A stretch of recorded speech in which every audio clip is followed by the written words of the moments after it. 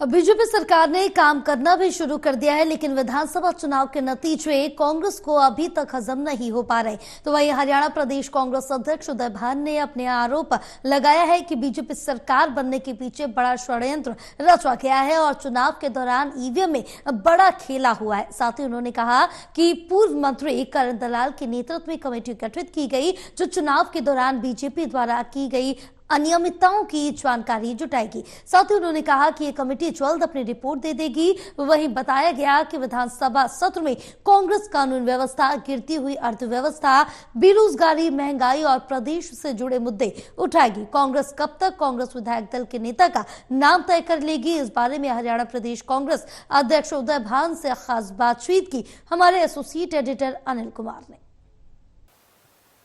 कांग्रेस ने आरोप लगाया है कि भाजपा सरकार बनने के पीछे एक बड़ा षड्यंत्र रचा गया है। इस मेरे साथ हैं हरियाणा प्रदेश कांग्रेस अध्यक्ष उदय भान। इनसे जानते हैं कि वो ये आरोप किस आधार पर लगा रहे हैं। जी,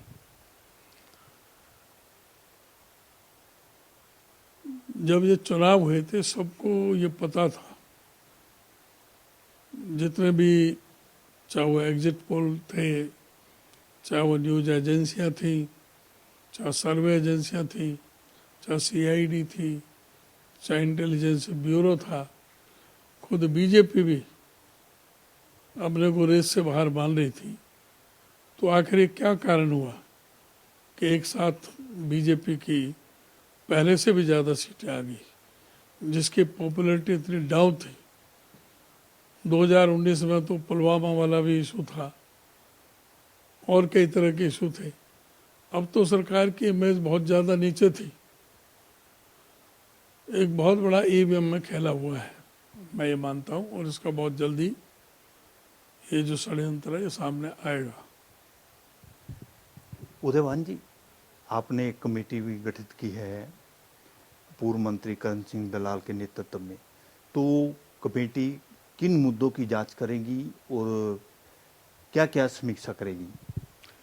जो भी इस चुनाव के दौरान भारतीय जनता पार्टी द्वारा जो अनियमितताएं हुई हैं, जो मैल प्रैक्टिस, करप्ट प्रैक्टिस जो भी हुई हैं, इन सब के बारे में जानकारियां जुटाने के लिए कमेटी का गठन हुआ है। सभी कैंडिडेट से बातचीत करके कमेटी अपनी रिपोर्ट देगी, फिर आगे की कार्रवाई करेंगे। उदय भान जी, जो कमेटी आपने गठित की है, समय अवधि भी रखी है कि कितने समय अवधि के अंदर अंदर वो रिपोर्ट देगी? बहुत जल्द हो जाएगा, मैं समझता हूँ एक हफ्ता, इस हफ्ते में हो जाएगा। उदय भान जी, कांग्रेस से भाजपा लगातार पूछ रही है कि लीडर ऑफ अपोजिशन एक्सीडेंटल कब तक कांग्रेस अनाउंस कर देगी? एक्सीडेंटल क्यों? लीडर ऑफ अपोजिशन हमारी पार्टी चुनेगी। हमारे पार्टी नेतृत्व को एक लाइन का प्रस्ताव दिया गया है और वो देंगे, जिसका भी नाम है। सबने उस प्रस्ताव का अनुमोदन किया है। तो उसमें एक्सीडेंटल प्रतिपक्ष का नेता का क्या मतलब कहने का? एक्सीडेंटल क्यों, पूर्ण रूप से प्रतिपक्ष का नेता होगा। वो भी पार्टी नेतृत्व तय करेगा। उदय भान जी, विधानसभा सत्र 13 नवंबर से बुलाया जाएगा। कांग्रेस क्या क्या मुद्दे रखेगी? मुद्दे तो सरकार में पहले थे, वो सारे के सारे एज इट इज है, क्योंकि कोई मुद्दे एड्रेस नहीं हुए इस चुनाव में। इस चुनाव में तो दूसरे किस्म के जाति पाति के, मजहब के जुनून भर के वोट हासिल करने का खेला हुआ।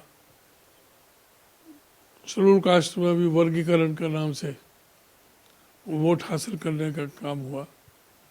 तो इस तरह के हथकंडे पर हुए। जो मूल समस्याएं थी प्रदेश की, वो हूबहू ऐसे ही हैं, उनको कोई एड्रेस नहीं किया सरकार ने।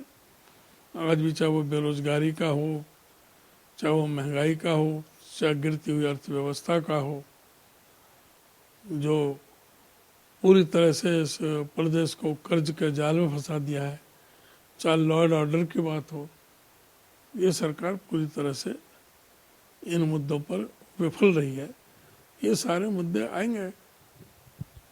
उदयभान जी, विधानसभा सत्र से पहले क्या लीडर ऑफ अपोजिशन का कांग्रेस चुनाव कर लेगी? उम्मीद है हो जाएगा, 13 तारीख से पहले पहले हो जाना चाहिए, ऐसे हम उम्मीद करते हैं। ये थे मेरे साथ हरियाणा प्रदेश कांग्रेस अध्यक्ष उदयभान। इन्होंने बताया कि विधानसभा सत्र में कांग्रेस क्या मुद्दे उठाएगी। इसके साथ साथ उन्होंने भाजपा सरकार को भी आड़े हाथों लिया। Anil Kumar, total news, Chandigarh.